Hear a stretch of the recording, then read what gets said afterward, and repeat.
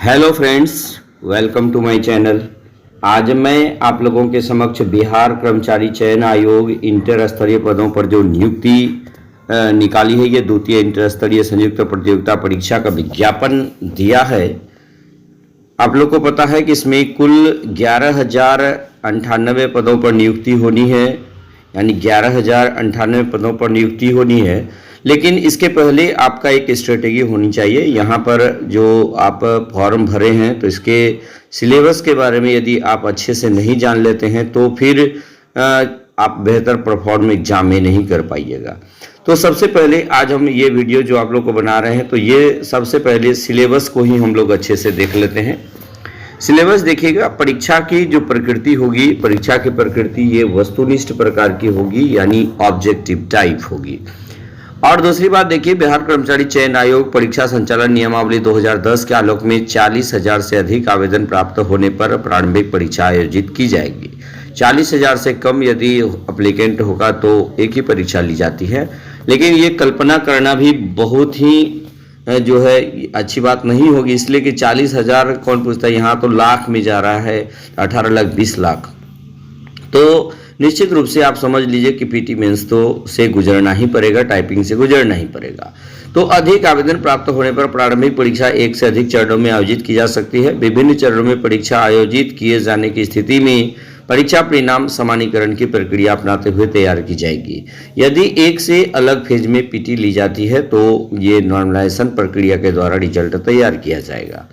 अब हम लोग देख लेते हैं परीक्षा जो होगी तो वो क्या होगी, वस्तुनिष्ठ प्रकृति की होगी। प्रारंभिक परीक्षा के माध्यम से कोटिवार उपलब्ध रिक्तियों के 5 गुना संख्या के बराबर अभ्यर्थियों का चयन मुख्य परीक्षा के लिए किया जाएगा।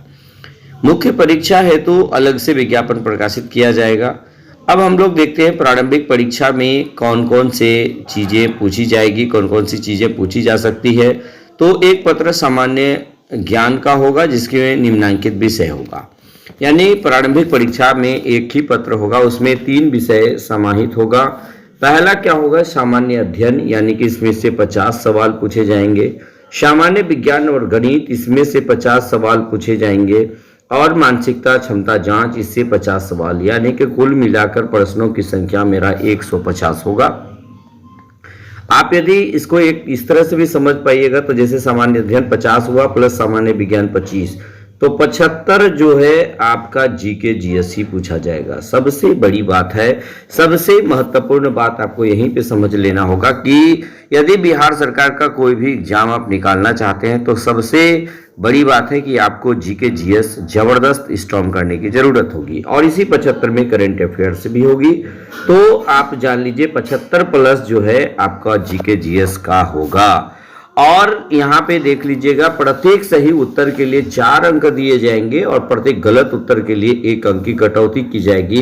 कहने का मतलब है कि नेगेटिव जो होगा 1/4 होगा। यदि आप क्या कीजिएगा कि 4 में से अगर 4 में आपको 1 नंबर काटा जाएगा, मिला जुला कर 1/4 नेगेटिव होगा। परीक्षा की अवधि 2 घंटा 15 मिनट की होगी। प्रारंभिक परीक्षा में भाषा का माध्यम हिंदी या अंग्रेजी होगा। हिंदी ऑब्लिक अंग्रेजी होगा, यानी हिंदी में भी प्रश्न रहेगा, अंग्रेजी में भी। अगर हिंदी और अंग्रेजी के प्रश्न पत्र में कोई भिन्नता होगी तो अंग्रेजी के प्रश्न ही मान्य होंगे। ये आप अच्छी तरह से नोट कर लीजिएगा दोस्तों। चलिए हम लोग अब सिलेबस के बारे में थोड़ा सा डिटेल से देख लेते हैं। इस वीडियो बनाने का मुख्य उद्देश्य भी मेरा यही था कि आपको सिलेबस डिटेल्स में पता होना चाहिए।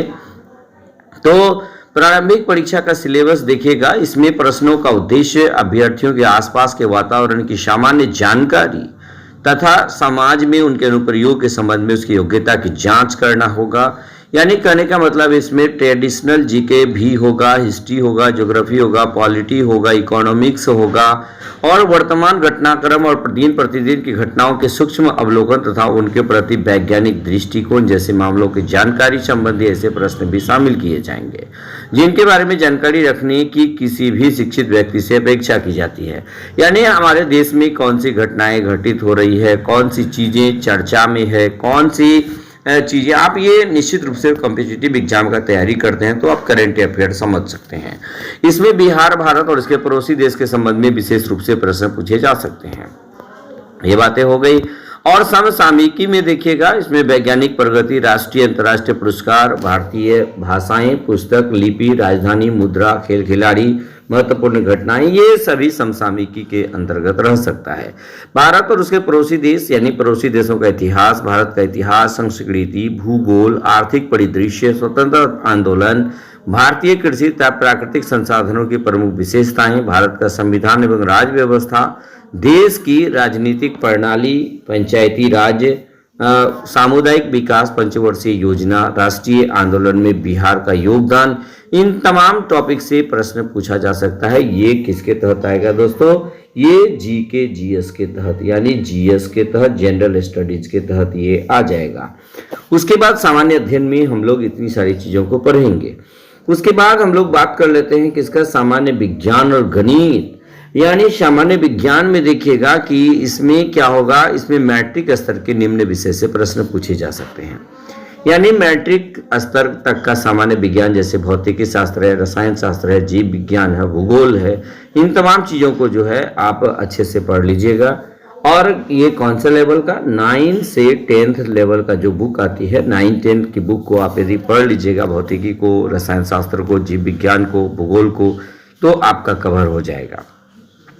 गणित में आप देखिएगा संख्या पद्धति से संबंधित प्रश्न, पूर्ण संख्याओं का अभिकलन, दशमलव और भिन्न संख्या के बीच परस्पर संबंध, मूलभूत अंक गणितीय संक्रियाएं, प्रतिशत, अनुपात और समानुपात, औसत, ब्याज एवं लाभ और हानि, ये सवाल जो है आपको पूछा जा सकता है। यानी कि गणित में मुख्य रूप से देखिए आपको कौन कौन से टॉपिक को कवर करना है। सबसे पहले दशमलव और भिन्न को कवर कीजिएगा, संख्याओं के बीच परस्पर संबंध को, मूलभूत अंक गणितीय संक्रियाएं, प्रतिशत को देखिएगा, अनुपात को देखिएगा, औसत, ब्याज एवं लाभ और हानि। मात्र इतने चैप्टर को भी आपको कवर करना है। ये मैट्रिक स्तरीय होगा, आप अच्छी तरह से नोट कर लीजिए। मानसिक क्षमता जांच यानी रीजनिंग में देखिएगा शाब्दिक एवं गैर शाब्दिक दोनों प्रकार के प्रश्न, यानी कि इसमें जो है दोनों तरह के प्रश्न पूछे जा सकते हैं।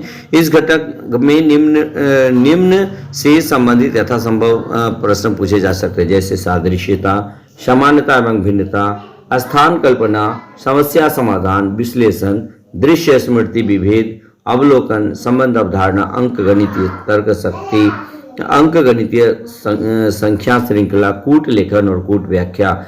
इन तमाम टॉपिक को यदि आप कवर कर लेते हैं तो फिर आपको कहीं कोई प्रॉब्लम होने वाली नहीं है। तो ये था आपका मुख्य रूप से सिलेबस। तो सिलेबस का सबसे पहले अध्ययन आप अच्छी तरह से कर लीजिएगा तो आप अपनी तैयारी को बेहतर कर सकते हैं दोस्तों।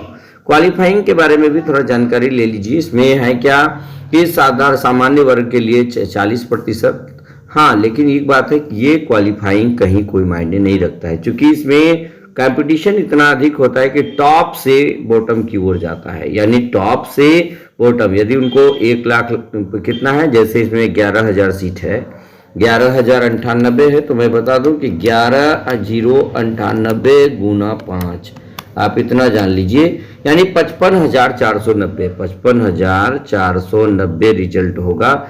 तो यदि इसमें एप्लीकेंट 10 लाख होता है तो 10 लाख में टॉप 55,490 को ले लिया जाएगा। इसलिए यहाँ पर ये कटअप का कोई खास महत्व नहीं रह जाता है दोस्तों। इस चीज़ को भी थोड़ा सा हम लोगों को अच्छी तरह से समझ लेना होगा। तो इसलिए एकमात्र विकल्प है कि आप अपनी तैयारी को सिलेबस के अनुरूप, यानी तैयारी को क्या, सिलेबस के अनुरूप यदि आप तैयार कीजिएगा, सिलेबस के अनुरूप यदि तैयार कीजिएगा तो निश्चित रूप से कहीं भी कोई प्रॉब्लम आपको आने वाला नहीं होगा दोस्तों। तो इस प्रकार जो है ये वीडियो आप शुरू से अंत तक देख लिए तो निश्चित रूप से आपको समझ में आ गया होगा सिलेबस, और इन टॉपिक को आप उतार भी लीजिएगा और उसके अनुरूप आप सगीर अहमद की पुस्तक है या फिर अजय चौहान की पुस्तक है रीजनिंग, या फिर आप जो है आर एस अग्रवाल या जो भी राइटर की किताब से आप पढ़ते हैं, आप रीजनिंग इन चैप्टर को अच्छी तरह से बना लीजिए और गणित भी उन चैप्टर को बना लीजिए, फिर कोई प्रॉब्लम नहीं होगा दोस्तों। तो बस आज के वीडियो में इतना ही अपडेट। यदि हमारा यह वीडियो आपके लिए इन्फॉर्मेटिव हो तो निश्चित रूप से लाइक, शेयर और कमेंट जरूर कीजिएगा। धन्यवाद।